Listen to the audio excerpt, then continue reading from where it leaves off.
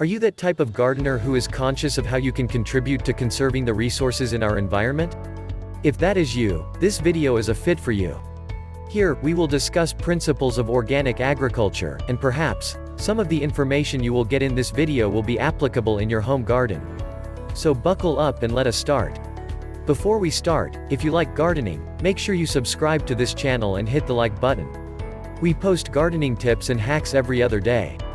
Organic agriculture is said to have originated in the early 20th century mainly in England but also in the United States.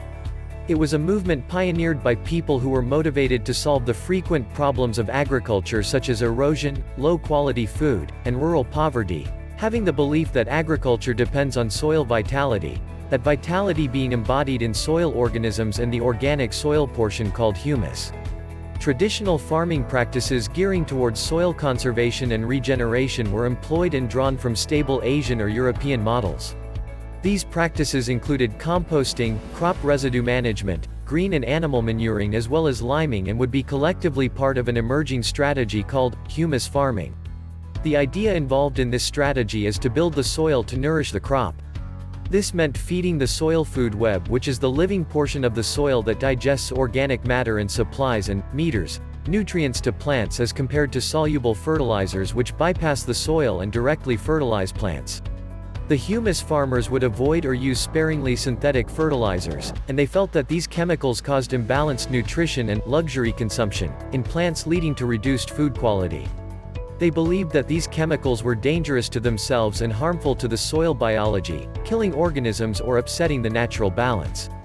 Humus farming was then considered a conscious, well-founded approach to farming and soil management. Humus farming was eventually replaced by the term organic in the 1940s. Moreover, organic agriculture is a term with many different definitions, but the main idea is that it is a system wherein production is more involved with ecosystems rather than external input. It is a system that is more conscious of its environmental and social impact, hence it eliminates the use of synthetic chemicals and instead incorporates alternative management practices to fertilize the soil and control pests and diseases. Organic agriculture has four principles, namely health, ecology, fairness, and care. These principles contextualize the purpose and contribution of organic agriculture to humankind as well as the movement to promote its vision. The principle of health states that, organic agriculture should sustain and enhance the health of soil, plant, animal, human and planet as one and indivisible, meaning that the health of human beings is inseparable from the health of ecosystems and that it should be mandatory to nourish everything from the soil organisms to the human beings by avoiding harmful synthetic chemical inputs and producing high-quality, nutritious food.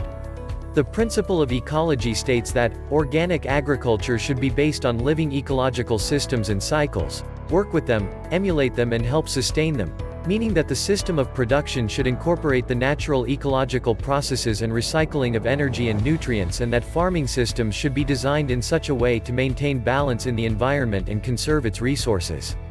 The principle of fairness states that, organic agriculture should build on relationships that ensure fairness concerning the common environment and life opportunities, meaning that not only should stewards promote equality in relationships between humans such as farmers, workers, and traders, as well as future generations, but also in relationships between humans and animals and that there is justice in management.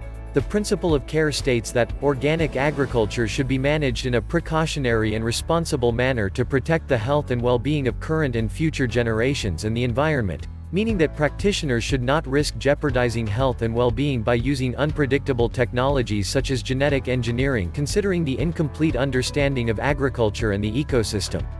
Applications and practices. The broad definition of organic agriculture makes it a complex of many different farming practices, as long as they are not incorporating synthetic inputs. A few examples of which are crop rotation, green manuring, composting, and biological pest control. Crop rotation refers to the technique of sequentially growing various crops of different seasons in the same area. It is common, for example, to plant legumes such as mung bean after harvesting an annual crop such as corn to resupply the removed soil nitrogen through nitrogen fixation, which eliminates the use of nitrogen fertilizers. Green manuring refers to the technique of uprooting and burying the unused plant parts post-harvest to recycle nutrients back into the soil. Composting works similarly, except that organic matter is allowed to decompose first in a pit outside the planting area before being incorporated back into the soil. Biological pest control refers to the technique of using living organisms instead of pesticides to control populations of pests. These can be the pest's natural predators or parasites and parasitoids as well as pathogens. All of these techniques utilize natural biological processes instead of synthetic inputs to fertilize the crops and control pests.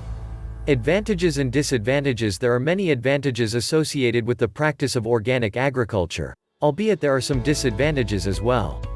The following information below is based on a position paper published by the Food and Agriculture Organization of the United Nations. Organically grown products can be sold at premium prices, often 20% higher than non-organic identical products. There is a market opportunity for products of organic agriculture to be exported, particularly from developing countries.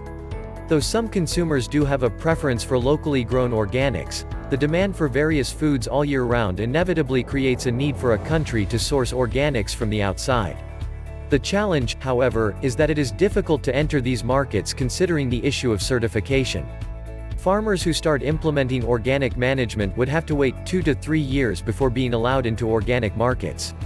This is done to purge chemical residues from their farms before calling their products organic. Products organically managed for at least 1 year can be sold as transitional organic, but few markets cater to these. Additionally, certification services can be expensive, and farmers have to worry about hiring credible inspectors. There might as well be a lack of studies concerning market information as well as the ultimate profitability of these organic products. Despite that, these may still potentially help with food security in families by increasing their income. With regards to farm productivity, the transition of farms into organic agriculture may have an initial negative effect on yield. In a period between the removal of synthetic inputs and the restoration of natural biological processes such as nitrogen fixation, there are usually problems arising with pest control and fertility. The degree of loss in yield will depend on factors such as the farm's inherent biological attributes and the extent of previous synthetic input. This means that low fertility farms with disrupted biological activities may take years to convert into organic farms. Another hindrance to the transitioning of farms into organic production is the lack of knowledge, which discourages farmers from adopting the practice. There is inadequate training among extension personnel, and there is a lack of professional institutions in developing countries to assist farmers in organic production. Considering land tenure, farmers may also refuse to adopt the practice if they are not the owners of their land. These issues may be discouraging, but there are awesome benefits. The diversification of organic crops with different planting and harvesting schedules may evenly distribute labor demand, possibly leading to employment stability. That same diversification can also provide different income sources as well as vitamins and minerals for the nutrition of families. The risk of failure can be spread over a wide range of crops, and despite some yield loss, the overall yield can still compete with that of conventional farms due to its high market price and also sometimes its lower input costs.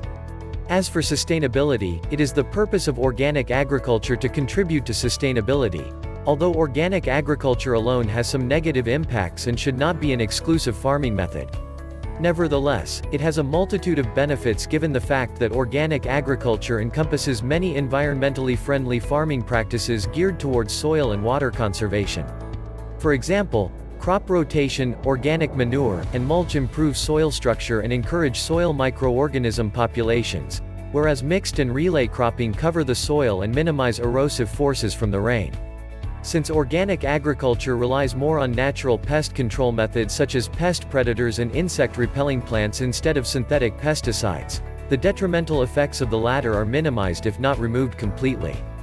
This means that beneficial organisms will not be killed by misused chemicals, pest resistance will not result, bodies of water will not be polluted, people's health will not be compromised, and non-renewable resources will not be spent.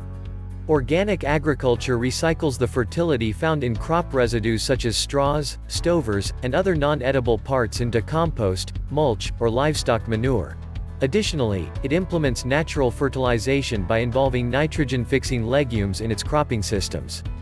As a result, there is less need for nitrogen fertilizers which can contaminate water and destroy ecosystems. Organic agriculture also contributes to the conservation of genetic resources because it can incorporate a wide variety of crops and underutilized plants as well as livestock or forestry systems which optimize natural interactions, preserve biodiversity, and ultimately contribute to sustainability. Are you ready to practice some of these principles in your home garden? If you are looking to start your garden, check out the links in the description for our recommended books and audiobooks. Don't forget to download the free ebook too. What do you think of our tips? Let us know in the comment section below. If you enjoyed this video and want to hear from us again, be sure to hit that subscribe button before you go. Thanks for watching.